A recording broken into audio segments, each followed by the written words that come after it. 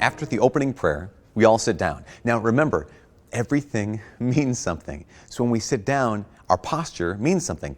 A lot of times we sit down and it's kind of a posture of being passive. But it's not being passive, it's actually being receptive. You know, people have hungered for God to speak to them for centuries. And a lot of times I know people go into prayer and they say, why doesn't God talk to me now? At this point of the Mass, this is God's clear voice speaking to you and to the entire church. And so what our job is, as we sit there, is not merely to be passive, but to be receptive. And the idea behind that is it's an active posture. Sitting is an active posture. It's like this.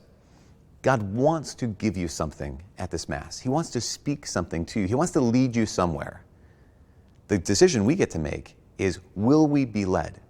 You know, that leading and following, it's like dancing. There's this couple from way back when called Fred Astaire and Ginger Rogers. They were a famous dance couple a number of years ago.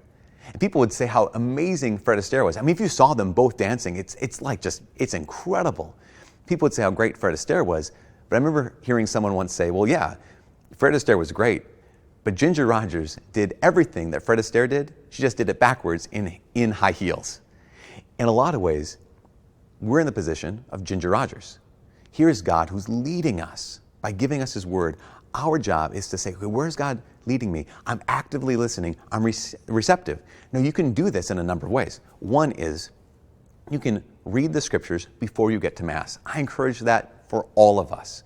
That way, when it comes to the Mass time, even if there's no homily, maybe it's a bad homily, you've already written your homily because you've prayed about these readings ahead of time. The second thing is this: bring something to write with and something to write on. God is trying to speak to us every time His Word is read or we read His Word.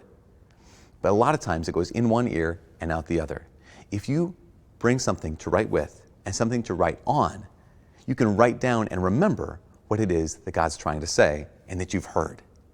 The last thing, when it comes to the Word, is at the end, the lector says, the word of the Lord, and we say, thanks be to God. But a lot of times we are like, yeah, whatever, thanks be. It's just an automatic response, just thanks be to God.